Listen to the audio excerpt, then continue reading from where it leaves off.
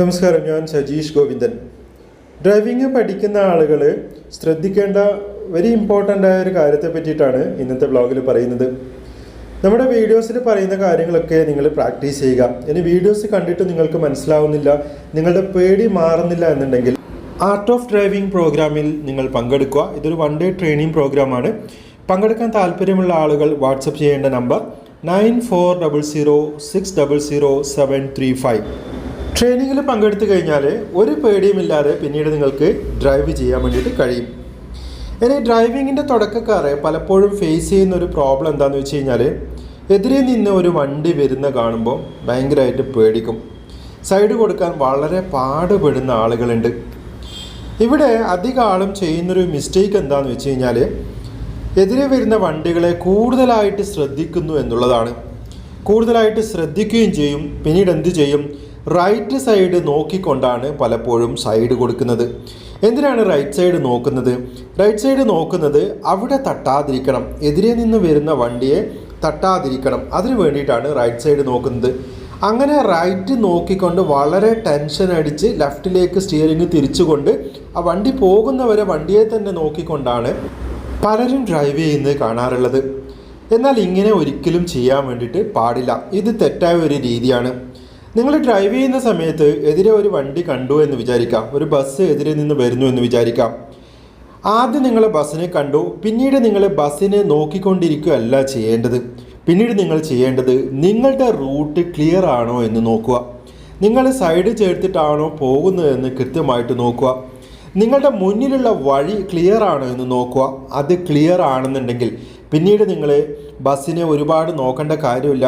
നിങ്ങൾ നിങ്ങളുടെ സൈഡ് കൃത്യമായി ചേർത്തിട്ട് പോവുക. ബസ് വരുന്ന സമയത്ത് പാനിക്കാവേണ്ട കാര്യമൊന്നുമില്ല. നിങ്ങളുടെ റൂട്ട് നിങ്ങൾ നോക്കുക. നിങ്ങൾ ലെഫ്റ്റ് സൈഡ് ചേർത്തിട്ട് പോവുക. അങ്ങനെ ചേർത്തിട്ട് പോവുകയാണെന്നുണ്ടെങ്കിൽ പിന്നീട് യാതൊരു പ്രോബ്ലവും ഉണ്ടാകില്ല. നിങ്ങൾ ലെഫ്റ്റ് സൈഡ് ചേർക്കുന്നു, നിങ്ങളുടെ ലെഫ്റ്റ് സൈഡ് ചേർക്കുന്നു, ബസ്സിൻ്റെ ലെഫ്റ്റ് സൈഡ് ചേർക്കുന്നു. രണ്ട് വണ്ടിയും തമ്മിലപ്പോൾ ഒരു ഗ്യാപ്പ് ഉണ്ടാവും.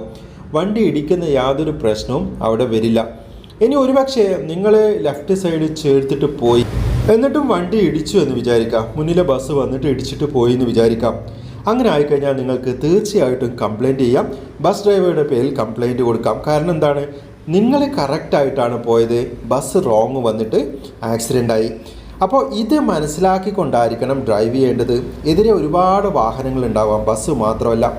ആ വാഹനങ്ങളെ കൂടുതൽ ശ്രദ്ധിക്കാതിരിക്കുക. ഒരുപക്ഷെ കൂടുതൽ ശ്രദ്ധിച്ചു കഴിഞ്ഞാൽ നിങ്ങളുടെ വണ്ടി നേരെ വാഹനത്തിനടുത്തേക്കായിരിക്കും പോവുക. അതിന് പകരം ഒരു വാഹനം ഉണ്ട് എന്ന് മനസ്സിലാക്കി കഴിഞ്ഞാൽ പിന്നീട് എന്താണ് ചെയ്യേണ്ടത്? നിങ്ങൾ ലെഫ്റ്റ് മോസ്റ്റായിട്ട് പോകാൻ വേണ്ടിയിട്ട് ശ്രദ്ധിക്കുക. ഇതൊരു ചെറിയ കാര്യമാണ്, പക്ഷേ നമ്മൾ ഡ്രൈവ് ചെയ്യുന്ന സമയത്ത് നല്ലൊരു റിസൾട്ട് ഉണ്ടാവും ഇങ്ങനെ നിങ്ങൾ ശ്രദ്ധിച്ച് ഡ്രൈവ് ചെയ്ത് കഴിഞ്ഞാൽ. ഒരുപക്ഷെ ഇതിനു മുമ്പ് നിങ്ങൾ ഡ്രൈവ് ചെയ്യുമ്പോൾ ഇങ്ങനെ ആയിരിക്കില്ല ശ്രദ്ധിച്ചിട്ടുണ്ടാവുക. നിങ്ങൾ എതിരെ വരുന്ന വാഹനത്തെ ആയിരിക്കും കൂടുതൽ ശ്രദ്ധിച്ചിട്ടുണ്ടാവുക.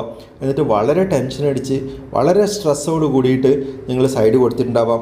ഇനി നിങ്ങൾ നെക്സ്റ്റ് ടൈം ഡ്രൈവ് ചെയ്യുന്ന സമയത്ത് ഞാൻ ഈ പറഞ്ഞ പോലെ ഒന്ന് ഡ്രൈവ് ചെയ്ത് നോക്കൂ. അതിൻ്റെ ഒരു വ്യത്യാസം നിങ്ങൾക്ക് മനസ്സിലാവും. ഒരുപക്ഷെ നിങ്ങൾക്കിതാരും പറഞ്ഞു തന്നിട്ടുണ്ടാവില്ല ഇങ്ങനൊരു മെത്തേഡ്. ഇതുപോലെയൊക്കെ ഡ്രൈവ് ചെയ്യാനാണ് നിങ്ങൾ പ്രാക്ടീസ് ചെയ്യേണ്ടത്. അങ്ങനെ ഡ്രൈവ് ചെയ്ത് കഴിഞ്ഞാൽ യാതൊരു പേടിയില്ലാതെ നിങ്ങൾക്ക് ഇങ്ങനെ നല്ല എൻജോയ് ചെയ്തിട്ട് വണ്ടിയും കൊണ്ട് പോകാൻ വേണ്ടിയിട്ട് പറ്റും. ഇതൊക്കെ പ്രാക്ടീസ് ചെയ്യണം, കേട്ടാൽ മാത്രം പോരാ. വീഡിയോയിൽ പറയുന്ന കാര്യങ്ങൾ ഒരു വണ്ടി എടുത്തിട്ട് പ്രാക്ടീസ് ചെയ്യുക. പ്രാക്ടീസ് ചെയ്തിട്ട് നിങ്ങളുടെ എക്സ്പീരിയൻസ് എന്താണെന്ന് ഈ വീഡിയോക്ക് താഴെ കമൻ്റായി രേഖപ്പെടുത്തുക. അപ്പോൾ കാര്യങ്ങളൊക്കെ നിങ്ങൾക്ക് മനസ്സിലാവുന്നുണ്ടാവുമെന്ന് വിചാരിക്കുന്നു. നമ്മുടെ ചാനലിലെ എല്ലാ വീഡിയോസും റെഗുലറായിട്ട് കാണാൻ വേണ്ടിയിട്ട് ശ്രമിക്കുക. വീണ്ടും മറ്റൊരു വ്ളോഗിൽ കണ്ടുമുട്ടാമെന്ന ശുഭപ്രതീക്ഷയോടെ ഞാൻ Sajeesh Govindan. Thank you. Bye-bye.